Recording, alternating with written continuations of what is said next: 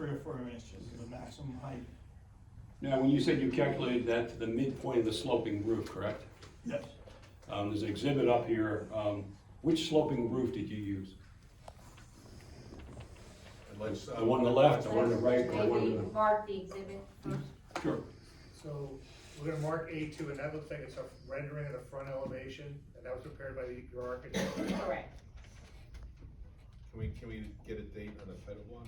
Yes, Fred, can you read the date off the rendering page, the first page there? It's April 11th, 23. And that was calculated by the architect. I asked him what the height was from the finished floor to the midpoint of the roof. I wanna think there's a revision date on that also, I see. Actually, there's not, council, I was thinking the same No, thing. look down, see, go to the left, where your right hand is, go to the left, isn't there a title, isn't there a block right there? No? No, it just says April 11th, 23 for the rendering. The plans themselves, which are the ones submitted, have the revision date, but for the exhibit, there is not one. Okay. That's why I was looking, council, I agree with you when you read the date. Mark that A2? Yes, A2. All right, so Fred, maybe that's a question for the architect? Yes. Like which sloping roof? Yeah, because I had called him and asked him to give me the height from the first floor to the midpoint of the roofs.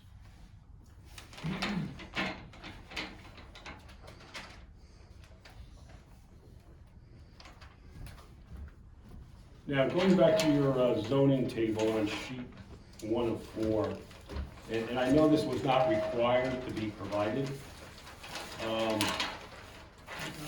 And I know you give building foot coverage in square feet. I think he's talking about it. Yeah. The 5th column over from the left, building footprint coverage in square feet, percent building footprint coverage in percent.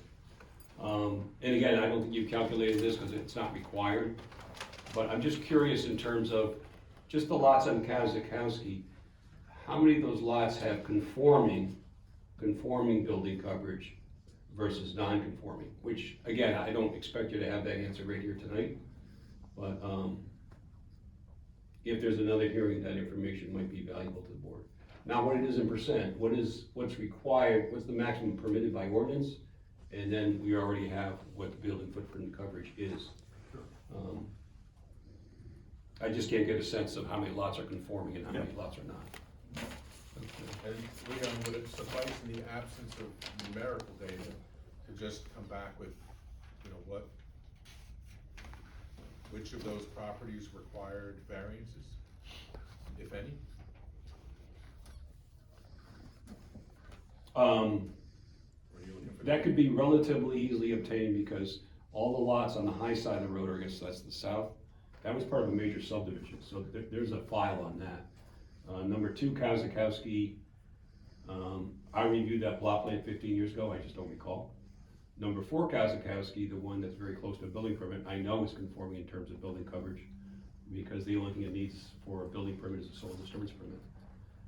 So yeah, that information will, every lot that's been developed will either have a building permit file or will be part of that major subdivision. But the information to calculate the required building coverage is already in this table.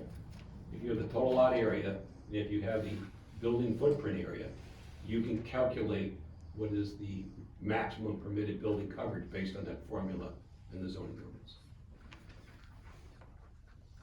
So he doesn't really have to research files, he's got the data right in this table, he just has to do the calculation.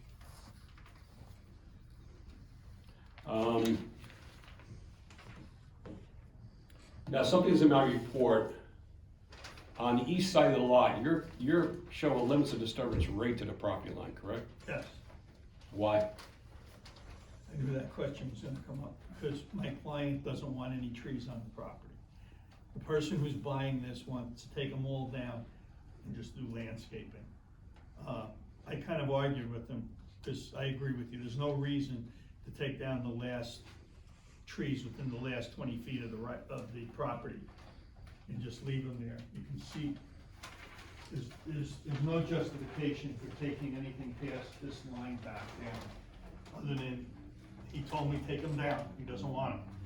And so for clarity of the record, Mr. Hall, when he says he, that was the potential buyer of the lot. Mhm. The applicant who's here with us tonight, has since spoken to all of the professionals and will stipulate that, as Mr. Mule has said, up until that point, all of those trees are to remain on the site if the board were to Can we approve. identify them better?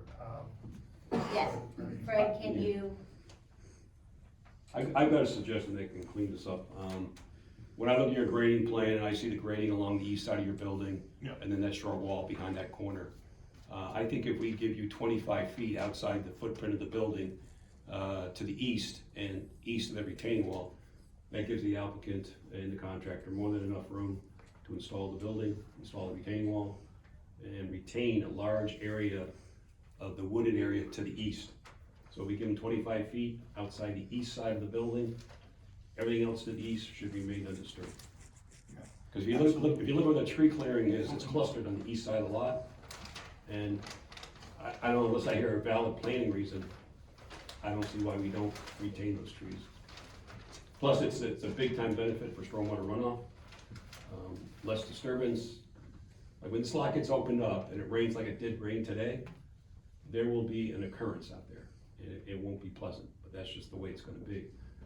But the less land disturbance, the better chances we have of lessening the impact as a result of disturbing steep slopes during the construction phase. That's when the impacts occur. So is that condition that we would impose if this application is approved, just to limit the tree removal, or are we limiting the level, line of disturbance also? It's both. Because again, if you look on sheet, what sheet number is this? Sheet 2, I believe. Sheet 2 on the grading plan, just take a look at all the trees clustered to the east side of the lot. What I'm proposing will save probably about 80% of those trees. It also gives that dwelling to the east, which if you look carefully, right above the north arrow, that's not a dwelling, that's a fence, correct? Yes. That's right, it's not a dwelling, okay, so the dwelling's not that close. Yeah. But again, in the interest of limiting land disturbance, reducing impacts on steep slopes, and maintaining the natural environment, specifically large trees, I think it's a reasonable condition to impose. And I take no objection to the 25 feet. 25 feet puts you about spot. So you can see all these trees that still remain. I mean, even 25 feet's generous, but that saves at least probably about 90% of the trees.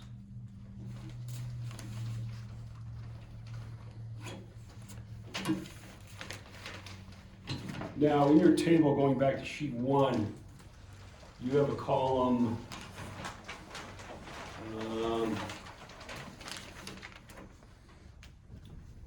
it is the third in from the right side. It's called building floor area. That's the area, I assume, of all floors in each building. Yes, as best I could get between surveys that I was able to acquire and the SR1 cards that are on file. So you did research the tax records to come up with Yes. those areas? Yes. Okay.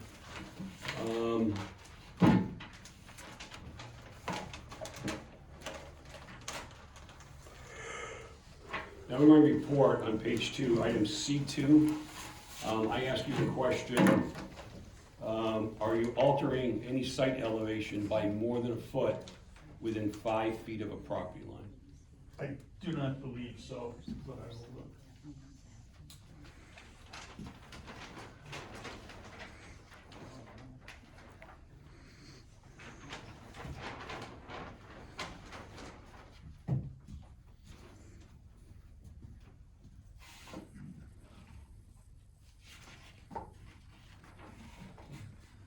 No, we're not. Okay. And the easiest way to look is you look on the earthwork calculation, the first line of grid is no more than 0.4 to 0.9 change in grade. So everything from there back is basically almost the same grade except for smoothing it out.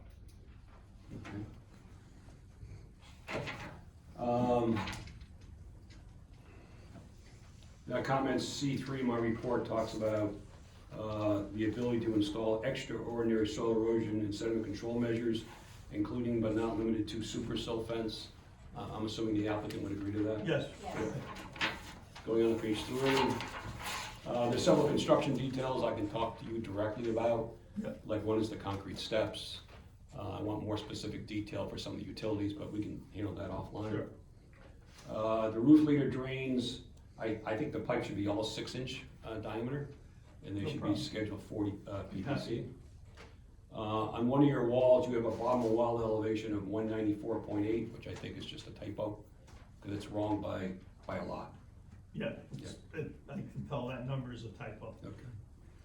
I'm gonna skip comment number 7 on page 3. Those are all possible conditions of approval. We already talked about item 8 on page 3. Going on to page 4. Yeah, this relates to your dry well. How much runoff in terms of depth are you storing in the dry well? How many inches?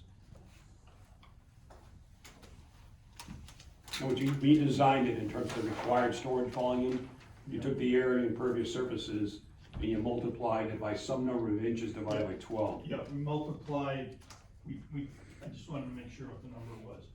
We take the square footage of the roof area or the driveway area, multiply it times 4 inches. Okay. We catch 4 inches of water, you know. And that's a good thing.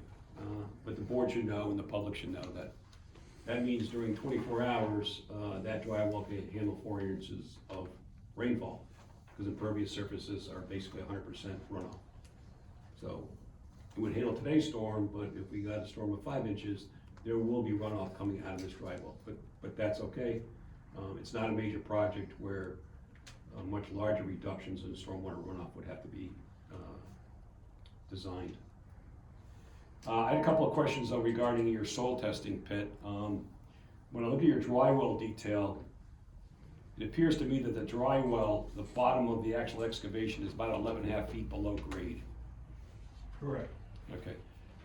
That's where the permeability test should be conducted. And I believe you conducted your permeability test at 9 feet below grade.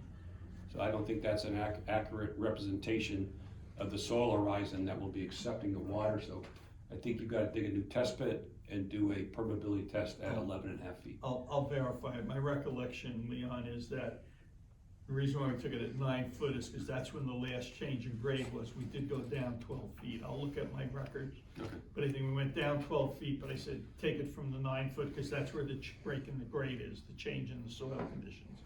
From there down, it was all the same. But if you want, we'd be happy to take one at the 12 foot depth. Okay. Actually 11.5 feet. And then when you do dry wells, the BMP manual and the stormwater rules and regs, you can't have a dry well device unless the seasonal high water table is at least 2 feet below the level of infiltration in a dry well.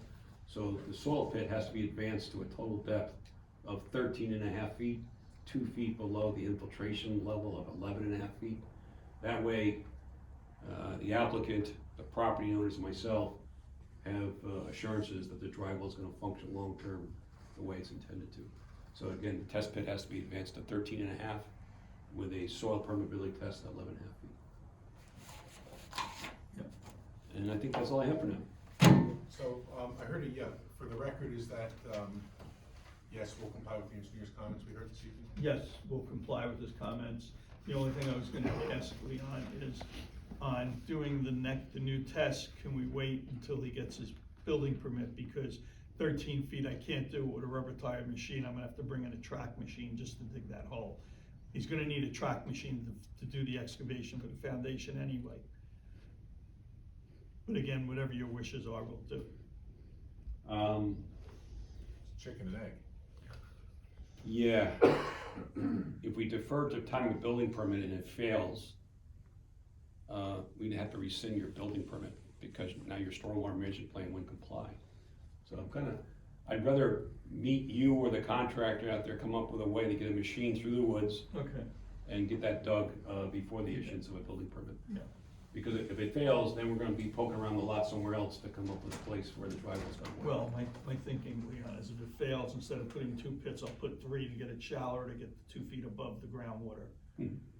And just make an extra pit. Yeah, let's But do that. again, you know, I have no problems Yeah. telling him he's gotta get a machine there. Yeah, let's do it prior to mass clearing of the lot. We'll just meet out there, get the machine through the woods, and dig this hole. And, but I don't wanna do it at time of building permit, just in case it fails. But your second part of your number 9, where you talk about the permeability test, that you say prior to a building permit, that you're okay with? Or do you wanna change that to prior to mass clearing of the lot? No, I want it,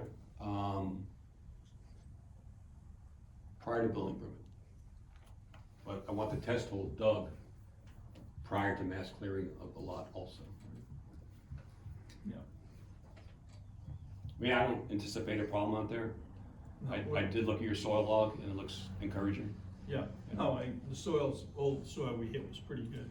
What I'm thinking about is, I know who's doing that other lot, because his engineer is a friend of mine. See if we can talk to him about using the track machine that he has, what he would charge us to bring it up to dig the hole. Okay. Any other questions, Liam? Not right now, Mr. Chairman, thank you. Is there any questions on the engineering testimony for your I do have one question, is I know, you said that you got the building floor area, and again, building floor area, it only pertains to this application if I think what you were trying to establish was that what is proposed is in scale with the neighbors. And you said that you got the building floor area information, or surmised it from the SR1As and the tax records, and that I just did some calculations on Kazakowski, and the numbers seem way off. I mean, for example, when I have an SR1A on my screen right now for the next door, which is 8 Kazakowski, and it says that it's 3,359 square feet, and you have 6,410. So it's, you know, another 3,000 square feet. So I think I would either advise the board that these numbers may not be correct, or if this does go to a second hearing, that perhaps these numbers, for Kazakowski anyway, be resubmitted. I'd be happy to talk to you about it. As I said, I used the SR1s when I couldn't get it, but I do have surveys on, I don't wanna say all the properties, but a fair majority of them. Whenever I saw a surveyor's name, I called him up and asked him to do me a favor and send me his survey, so I had a better calculation of the footprint. And- Yeah, no, I mean, I can only go Yeah, with. no, I hear you. Yeah, You can only go by the numbers you can get. Yeah, so, I think I'm gonna make lasagna for dinner on Thursday. so in any event, Yeah, I think at this point, for tonight anyway, before we can have substantiation maybe of these numbers, that the board should either not look at these or ask for, you know, and if this go to a second hearing to resubmit, because I'm not sure they're accurate. And that building floor area, again, that's a secondary consideration. I mean, that's not what the variance request relates to. It's not. That's the building footprint coverage, which is, you know, that's the 1, 2, 3, 5th vertical column. Correct. I only bring it up because of the conversation about scale and sort of the argument that the proposed building was. And in my mind, you know, speaking of scale, right, so, I mean, I heard testimony of, you know, paraphrasing that this is, actually, no, I'm quoting, well in keeping with the surrounding neighborhood, and we heard numbers, but we didn't hear testimony on what comports with zoning ordinance and what doesn't, right? I mean, if this is the, you know, and that's a big factor, that's the variance request here. If everything else on the street comports with zoning, then it's a little bit of a red herring to say this fits well when it's actually oversized. So there's something, lots of data here, but I'm not sure it's the data we're looking for. And if I may, Mr. Chairman and Ms. Laney, we cut him off before we really went down to planning road, because I just wanted to go through the engineering at this point, because I feel it's more appropriate to have the architect testify to the actual house, the design, what the house is. I do agree with Mr. Chairman that, and council is aware, the variance we're here is on building coverage, it's not impervious coverage, it's building coverage. And obviously, I think is what Mr. Miola started to go down before I cut him off, was making some of those planning arguments, as Mr. Chairman quoted, about the size and conformance with the neighborhood. Whether or not they had variances or not, I think you'll hear Mr. Miola's testimony and make those decisions, since we do have lots of different sizes that take into account why some homes may be different sizes than others as well as the slopes, the way they were designed.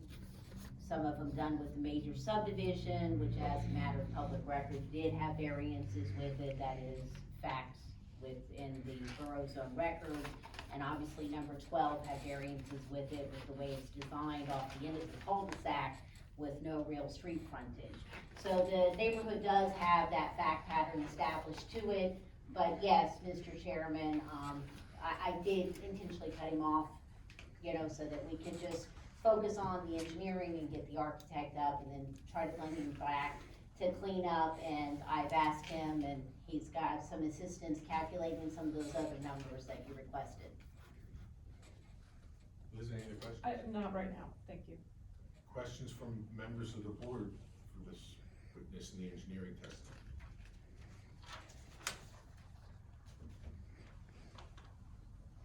So I have one. From an engineering perspective, if the building footprint comported with zoning ordinance, would there be less impact on steep slope variance and or smaller dry wells? Obviously, if you reduce the building size, you're gonna reduce the size of the dry wells, yes. As far as the steep slope, that's harder to answer without really looking at a specific house, because it has a function of grading and calculations for building height and making all those other numbers work. So that's hard to give you just an off-the-cuff answer, but obviously, reducing the size of the house will reduce the size of the dry well. I'm sorry. Fred, if you could speak louder for the record. Sorry. Yeah, obviously, reducing the size of the house will reduce the size of the dry wells. The other answer, I'd have to spend more time looking at it and see how much it's gonna affect the grading. Other board members, questions on engineering testimony? Just Nick, from the steep slope perspective, if I remember correctly, you had testified that the 20% grade was in the back left. It gets steeper towards the rear a little bit. Over 20%, Yeah. like where the house is going and being built, Yeah. There's, because you have about, if I did the math right, you said it was 3,000 square, approximately 3,500 square foot, that's over 20%? approximately. Right, and 16,000, that would be under, so you got 18% of the lot. Yeah. And of that 18%, where is it in relationship to the house itself? Like, are you disturbing all, maybe the easier question is, are you building on all 3,500 of that over 20%? We have a portion in the front by the garage and the driveway. You can see the tighter the contour lines, the steeper the lot. And there's 3 or 4 contour lines that are tighter than the rest. And then as you get towards the rear, in the area where the dry well is, there's tighter contour lines. So those are the 2 major areas. So the dry well building is disturbing the over 20% steep slope and by the Well, driveway. it's not because of the dry well, it's because of the grades, because I still have to have grades that are gonna meet the neighbor's grades. Right. And slope it down. Yes. And I wanna do it more gradually than a sharp drop off. Yeah, that's fine. But not an engineer. Yeah. No, that- To that's answer fine. your question, I'm looking at the steep slope delineation on sheet 104 on the upper left side. All the steep slopes in excess of 20% that currently exist today all of them will be disturbed, based on the current plan. Okay, thank you.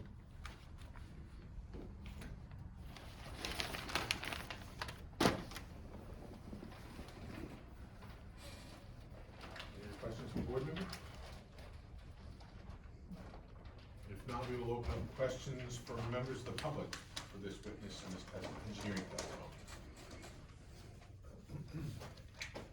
Okay, seeing none, the witness can step down, and we're gonna take, it's 7 minutes of 9, we'll take, we'll be back here at 9 o'clock, please, and recess till 9 o'clock. Thank you, Mr. Chairman.